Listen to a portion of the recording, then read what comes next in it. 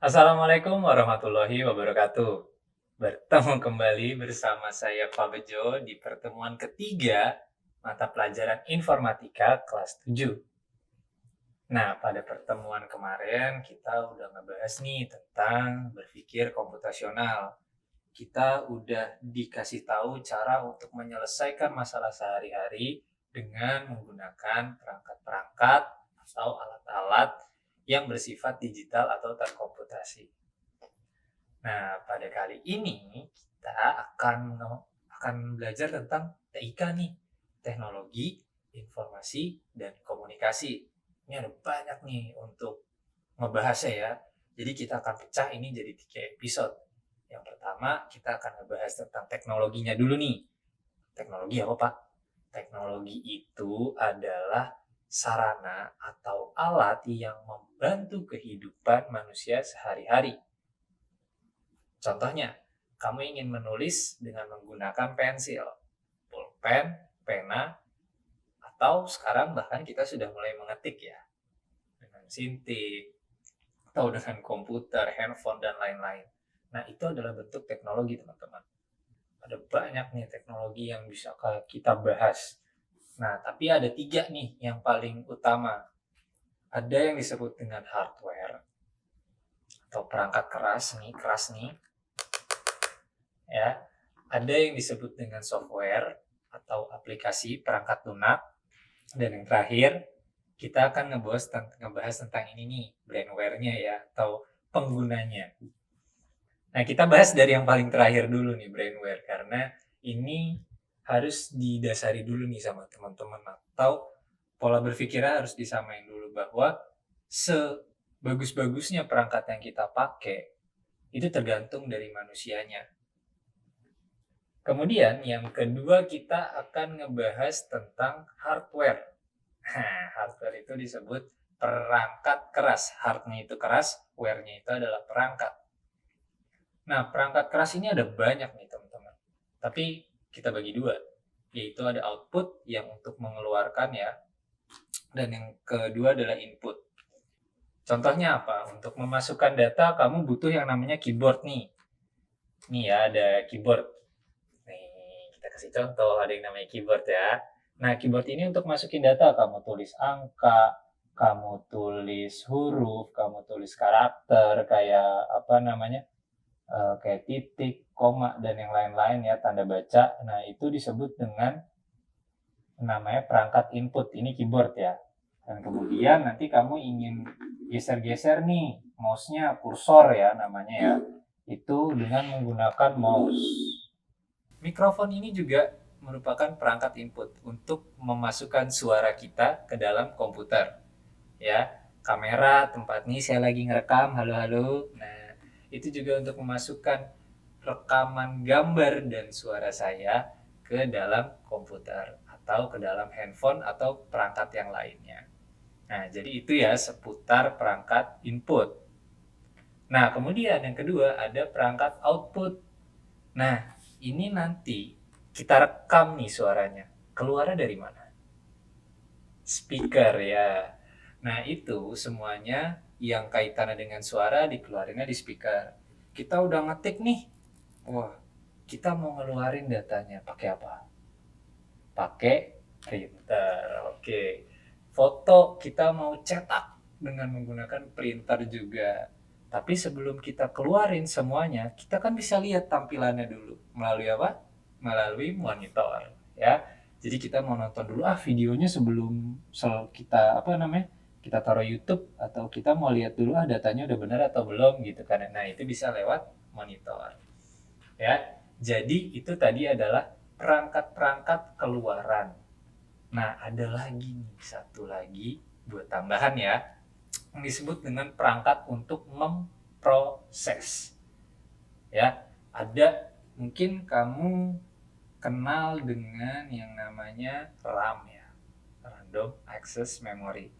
Atau kamu suka dengar yang disebut dengan prosesor Intel Pentium, prosesor AMD Pak gitu. Nah, ada juga yang dibilang VGA ya, Virtual Graphic Adapter, yang jenisnya banyak banget yang buat main game itu ya. Mungkin kalau beberapa teman-teman yang suka main game itu tahu tuh yang namanya VGA-nya harus gede nih gitu kan. Supaya apa? Supaya grafik main gamenya nanti nggak nge-lag. Nah, itu tadi adalah beberapa jenis alat untuk memproses. Nah, untuk materi lebih jelasnya nanti bisa dilihat di bawah nih ya, atau di samping-samping sini nanti ada nih keluar semuanya jenis-jenisnya ya. Nah, dari itu ada 3 nih. Tadi ada input, ada output, ada kemudian alat untuk proses. Ini untuk tambahan ya, untuk pengayaan teman-teman semuanya.